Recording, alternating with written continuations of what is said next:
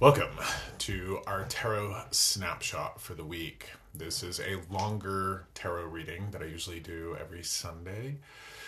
So let's buckle up. I have some interesting things to talk about, and this is the last tarot snapshot for October, which means it'll be the last tarot snapshot that I do with this Halloween tarot deck. Now, I want to thank you for being here. This is a 3-card reading. We're going to take a look at where we're at, what vexes and perplexes us, and what heals and reveals. Now, I want to talk about a little bit of a message that I've got for you before we jump into anything here. Again, I don't know why I have to say these things, but we're going to lean into it, okay? I am an absolute rainbow of different individuals. And what I mean by that is I can be goofy, I can be upbeat, I can be silly, I can be very serious and very somber and very soft. Sometimes when I sit with people, I will very much channel the energy of their spirits. I can be very intense and very assertive and right in somebody's face because that's the energy that their spirits are putting through me. And then I can be very playful and very diminutive, very quiet, very laid back and passive. And sometimes it's what a person needs, and sometimes it's just what the energy of spirit is pushing through me.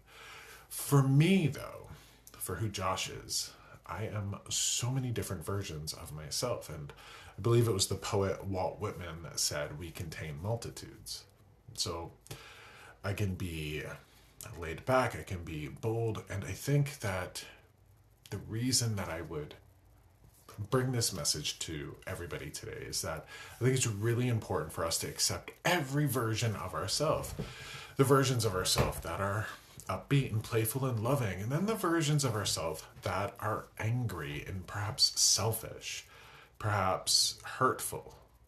I think that we should always strive to be the most balanced version of ourselves. We should have our sights set on grace and compassion and wisdom and strength. But we should also have our sights set on acceptance of ourselves when we miss the mark. Because we are human, and making mistakes is as natural in this life as being human is. So accept all the versions of yourself. And that doesn't mean don't try to become a better version of yourself, but it really means accept them. Just know them, accept them, and perhaps go to the next level and forgive them all. Forgive them all, because you're human. Nobody expects you to be perfect, or if they do,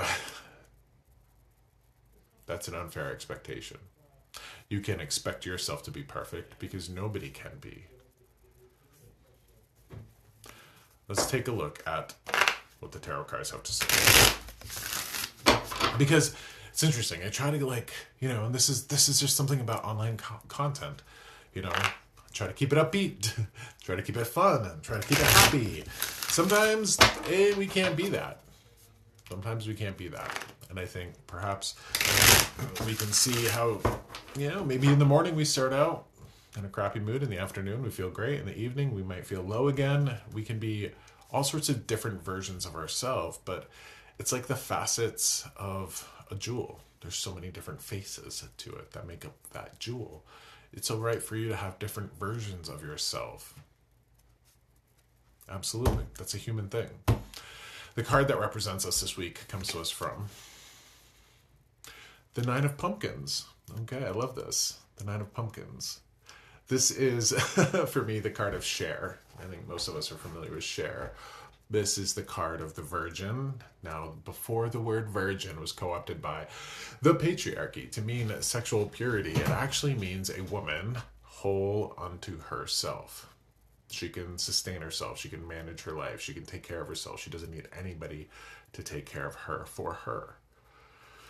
She's at home in her body. She's at home in her mind. She's at home in her spirit. And I think this is somebody who has come to accept herself.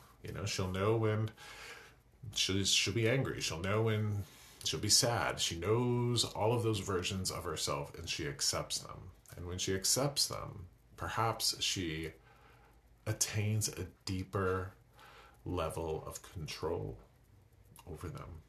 And control is a tricky word. I think acceptance and control can go hand in hand there. The card that vexes and perplexes us this week. The Four of Pumpkins. Okay, so we have another Pentacles or Pumpkins card. This traditionally is shown with a person who has a pentacle in their chest, like they're holding it. I know that these are pumpkins, but the pentacle is the star in the gold circle. That to me is very much the sheriff's star. Now, the Four of Pumpkins can talk about, I've never received it this way, I've never read it this way. It can kind of classically mean like stinginess or greediness. I think that this is a person who's coming to know themselves.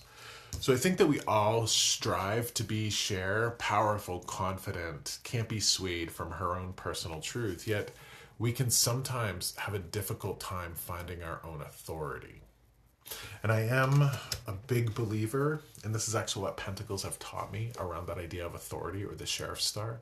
I'm a big believer in the idea that the word author, like you author a book, is in the word authority. Have you ever noticed that? Author, authority. Okay. When we write our own story, we become the authority of ourself. And when it comes to that, we can get our story written by narcissistic exes. We can have our story written by the bully in 6th grade who beat us up or picked on us. We can have our story written by a whole lot of different authors. But at some point in our life, we have to say, I'm responsible for my own story. I'm responsible for my own life. I'm responsible for what I tell myself, what I feel about myself, what I think about myself, and I'm responsible for those energies. When we become the authority of ourselves, we are authoring our own story. No ifs, ands, or buts.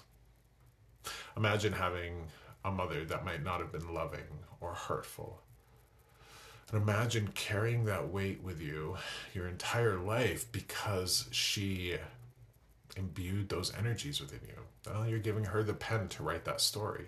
You have to take that back, whether that's an ex, whether that's advertising, whether that's religion, whatever it is, authoring your story. If it decreases your sense of self and love and acceptance, if it decreases the quality of your life, you have to snatch the pen away and write your own story, or you'll never find the authority of yourself. The card that heals and reveals for us this week. The Six of Bats is the Six of Swords. This is moving away. This is going from choppy waters to smooth waters. This is the mind. First, how do we get there? Well, I think we've got to decide that it's possible and that we should.